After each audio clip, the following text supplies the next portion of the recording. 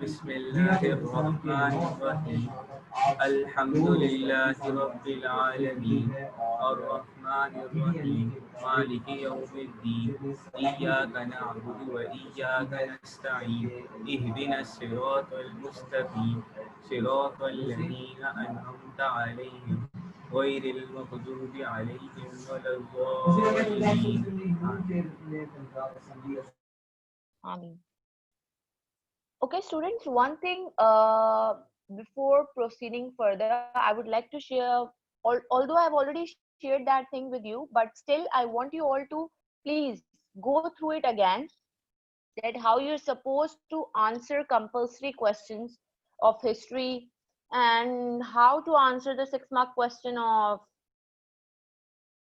uh, what do you say, geography. Okay, because I can see so many mistakes while you guys are answering the questions. So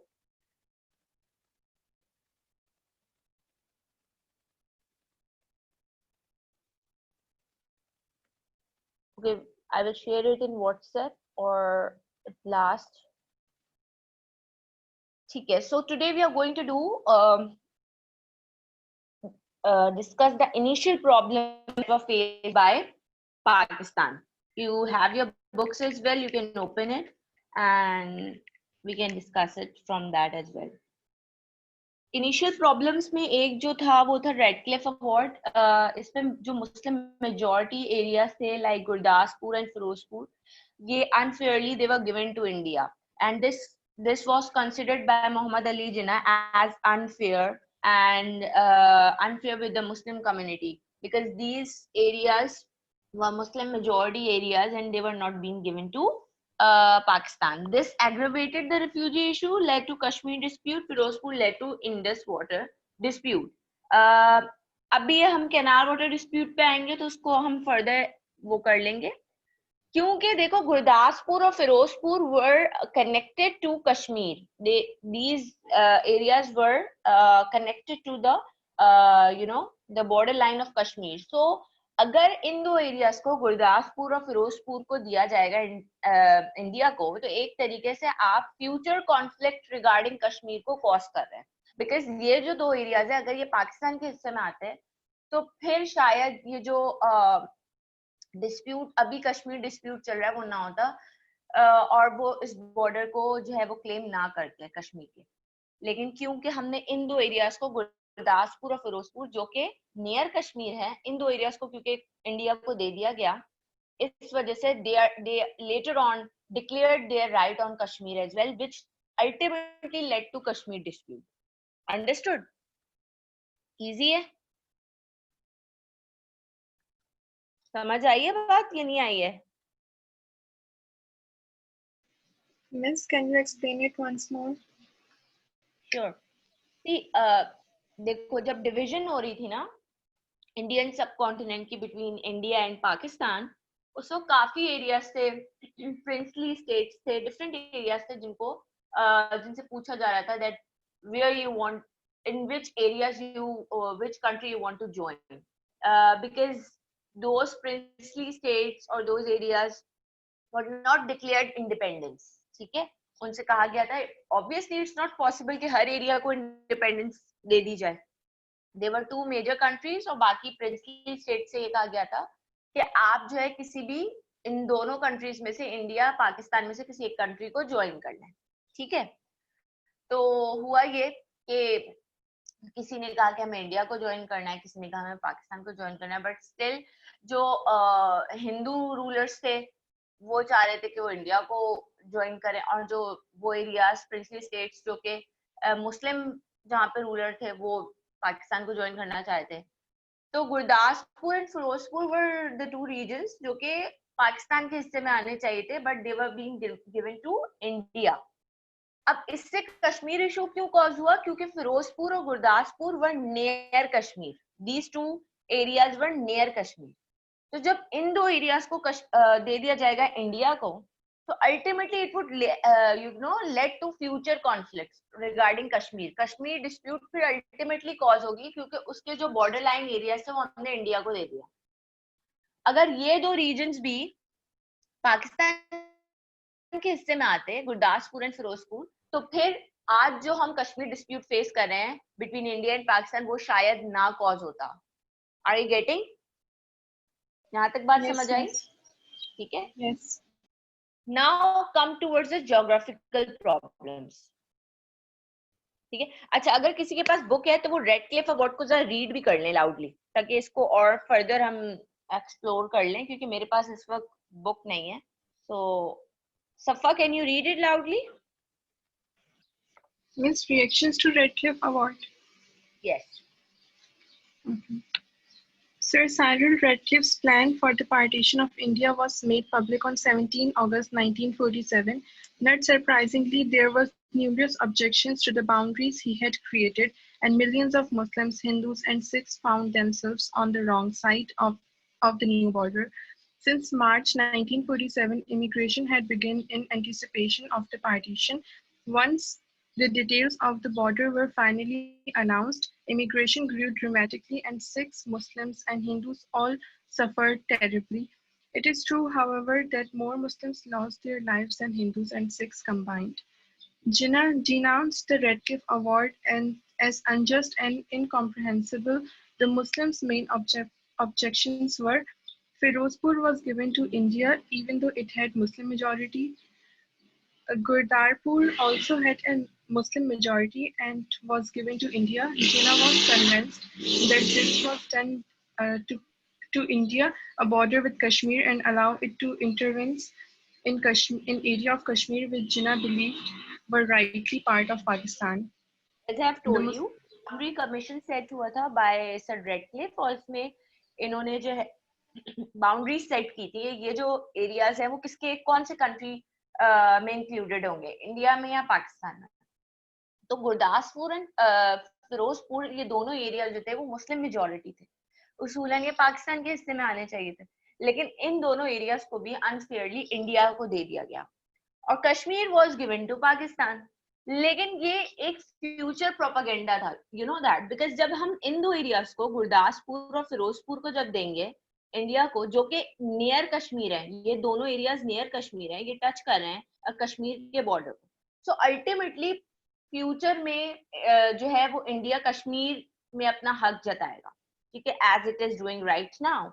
So that was all, you know, the future propaganda that was being planned in past years. So that is why Jinnah declared it as unfair and unjust, because these two areas were supposed to be given to Pakistan, but they were given to India, and that led to the future Kashmir dispute. ठीक है, आगे पढ़ो सफा. The Muslims were also very disappointed that when Bengal was partitioned, Calcutta went to India. The city of Calcutta was the capital of the province and its biggest industrial, commercial, and educational center. The raw material which East Bengal produced had to be sent to Calcutta because all factories and mills were in that city. The Sikhs were disappointed because they made up a large proportion of the population in Punjab and had important historical and religious associations with it. They wanted a separate Sikh state if partition was to go ahead. This came to nothing, and Lord Mountbatten announced, "I have spent a great deal of time seeing whether there was any solution which would keep the Sikh community more together. I am not a miracle worker, and I have not found that solution."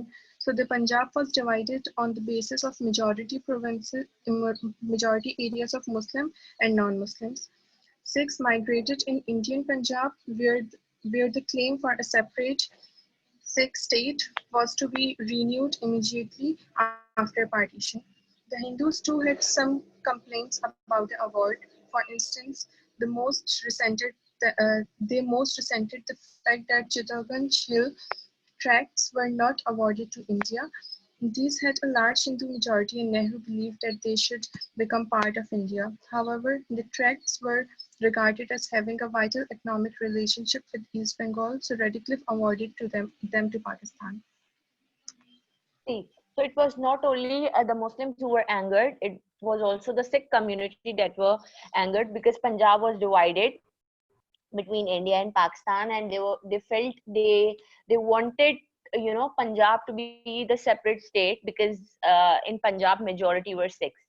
So they wanted their own separate state as well. But British were saying that it's not possible to make every community, you know, to declare independence for every community.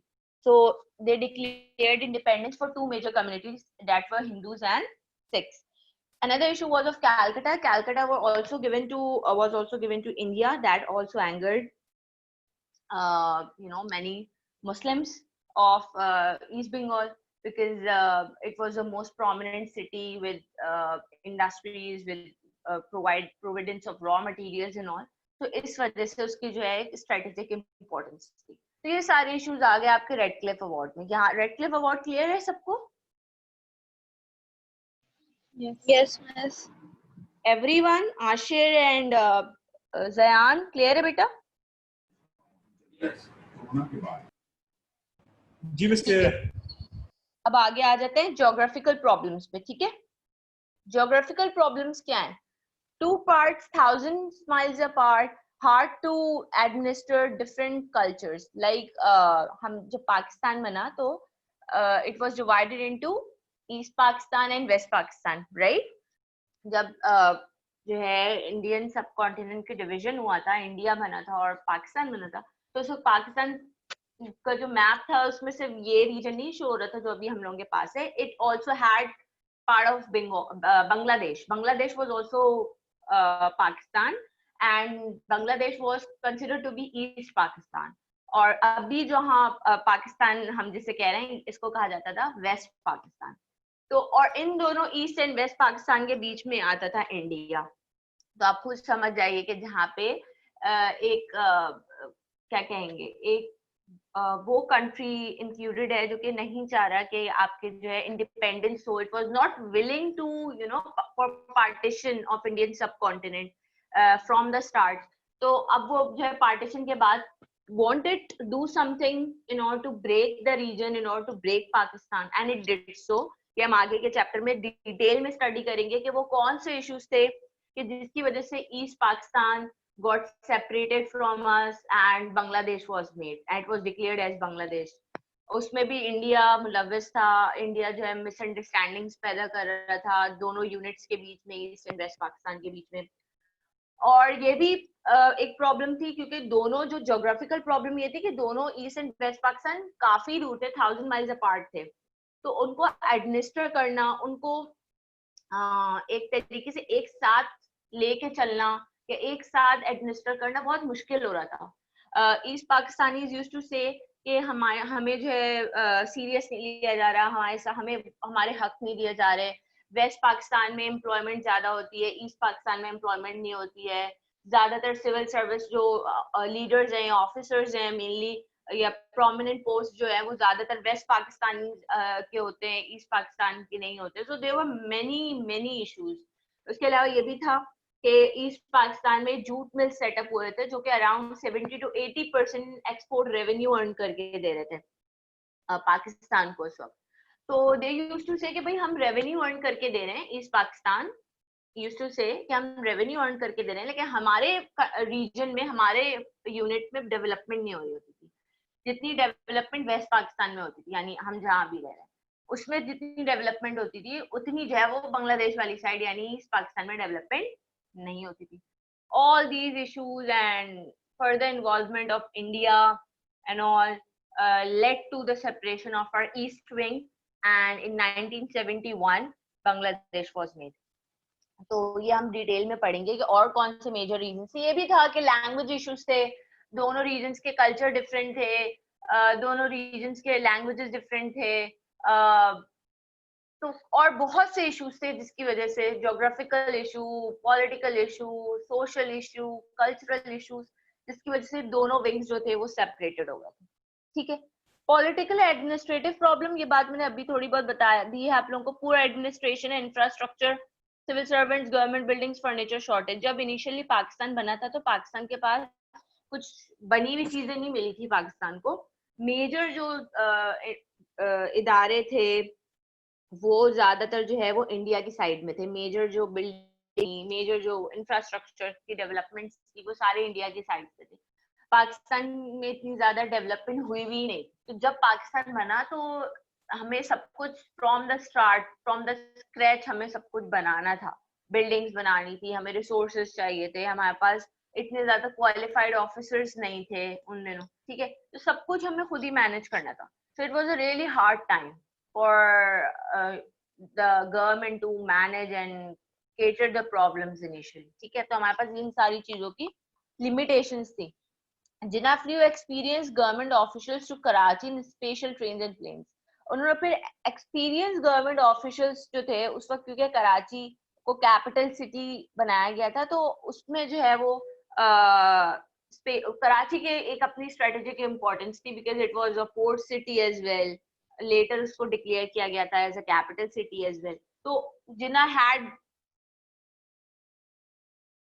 used to consider Karachi as very prominent। पे जो है वो सारे government officials को, experience government officials को भेजा ताकि वो ट्रेन करें बाकियों को और जो है एक प्रॉपर सिस्टम रन कर सके। ओके, प्लान्स क्या थे? कॉन्स्टिट्यूशन वाज नॉट मेड, हमारा जो कॉन्स्टिट्यूशन था वो नहीं बना था, तो इसलिए हम लोग जो है वो 1935 का जो हमारा कॉन्स्टिट्यूशन था वो ही यूज करे थे, उसी पे वर्क कर रहे थे, ठीक है, Indian constitution. So constitution was not made, framework for setting up constitution was delayed, और जो एक proper structure चाहिए था जिसके जरिए जो है पूरा constitution बनना था वो भी अभी तक नहीं बना था। तो still 1935 का जो था framework उसी पे work हो रहा था। Constituent Assembly members were dumb wealthy landlords। मसला ये था कि जो मसले हम अभी भी भुगत रहे हैं कि no offense with the landlords, but it is something that is a problem. Why? Because जब initially पाकिस्तान बना तो पाकिस्तान के पास जो थे वो shortage of funds थे। सही, ये financial issues में आ जाएगा, financial asset division। ये पहले बता देती हूँ, फिर उसको उस point से relate करती हूँ। financial asset division में ये था कि जब division हो रही थी तो पाकिस्तान को around 750 million मिलने थे from Indians। तो लेकिन इंडिया ने जो है वो पाकिस्तान के पैसे रिलीज नहीं किए and it only gave 200 million. और उसके बाद फिर कॉन्फ्लिक्ट स्टार्ट हो गया इंडिया पाकिस्तान के बीच में, वॉर स्टार्ट हो गई, कश्मीर डिस्प्यूट वगैरह वगैरह, कैनाल वाटर डिस्प्यूट, ये सारे इशू स्टार्ट हो गए, जिसके बाद जो है वो बाकी जो रिमेनिंग एसेट है वो हमें मिला भी नहीं, ठीक है। तो फाइनेंशियल रिसोर्सेज की कमी थी हमें उस वक्त। तो हुआ कुछ क्यों,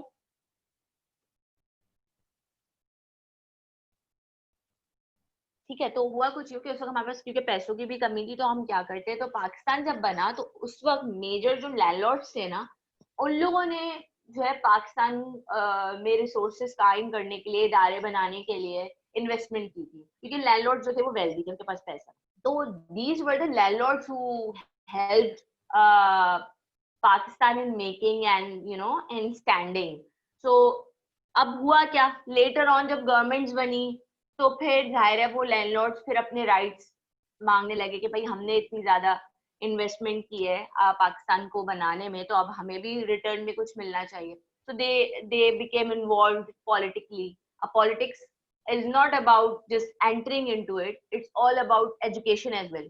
अब हमारी पॉलिटिक्स अभी भी आप लोग देखते हैं तो वो उसमें कहीं ना कहीं इन्वॉल्वमेंट है लैंडलॉर्ड्स की, जिसकी वजह से हमारा जो पॉलिटिकल पूरा निजाम है वो काफी हद तक जो है वो डैमेज हो चुका है, ठीक है। क्योंकि उसमें प्रॉपर आप जो है जो जिस तरीके से पॉलिटिक्स होनी चाहिए, जिस तरीके से हमारी गवर्नमेंट सेटअप होनी चाहिए थी पास्ट में, वो वैसे नहीं हुई। और वो एक जनरेशन टू जनरेशन होता है ना लैंडलॉर्ड्स की, जो पूरे क्या कहेंगे जनरेशन से जो है वो अगर वो पॉलिटिक्स में आ गए तो वो ही चले जा रहे हैं, मतलब वही रूल कर रहे हैं उस एरिया को। तो वो वाला सिलसिला हो गया, that ultimately led to the problems later on, ठीक है।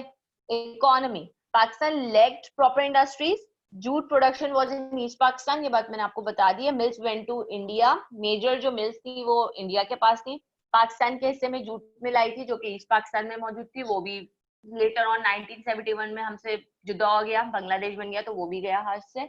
और suffered because of the canal water dispute. Canal water dispute ये इशू था कि मेजर जो रिवर्स के हेड वाटर थे ना, लाइक आपको पता है इंडस जो है झेलम, चनाब, रावी, सतलज, बीस, और ये सारे इन सबके जो हेडवर्क्स थे ना, हेडवर्क्स वो सारे यानी जहां से रिवर फ्लो करता है मेनली, वो सब इंडिया में मौजूद थे, जिसकी वजह से जो है वो प्रॉब्लम्स कॉज हो रही थी, क्योंकि इंडिया अभी भी करता है कि इट व्हाट इट डज कि जब बहुत ज्यादा मानसून की बारिशें होती हैं और पानी बहुत ज्यादा जमा हो जाता है रिवर का, तो what they do in order to release the pressure, they just let the river water go towards Pakistan, and ultimately क्या होता है कि हमारे जो एग्रीकल्चर है वो अफेक्ट होता है, क्योंकि हमारे जो वो क्रॉप्स जो कि रेडी टू हार्वेस्ट होते हैं, जो बस उनको बिल्कुल रेडी होते हैं कि बस हम इनको उनकी कटाई करनी है and they are ready to be serve to the industries, उन पे जो है वो पानी आ जाता है, फ्लड वाटर, जिसकी वजह से वो खराब हो जाते हैं, बेचारे किसानों की और फार्मर्स वगैरह की सारी जो मेहनत है वो तबाह हो जाती है। ठीक है, तो ये इश्यूज कैनाल वाटर डिस्प्यूट के थे। अच्छा, हम इकोनॉमी में ये जूट मिल वाली बात भी मैंने आपको बता दी, और पाकिस्तान के पास इंडस्ट्रीज भी कम थे और अभी बन गए हैं। मेजर इंडस्ट्रीज जो है वो फैसलाबाद में मौजूद हैं, कराची में मौजूद हैं, so industries बन रहे हैं, लेकिन still it's not an industrial, we can't say that it's a developed nation because still we depend more, our revenue depends more on agriculture. ठीक है, social issues, 5 nationalities, population groups, cultural different, most of Pakistan lacked educational infrastructure plus a lack of healthcare services. हमारे पास वही बात आ गई, हमारे पास बनी बनाई चीजें हमें नहीं मिली, हमें सब कुछ बनाने थे, हॉस्पिटल्स हमें बनाने, एजुकेशनल इंस्टीट्यूट्स हमें बनाने, हमारे पास कुछ बना हुआ नहीं था।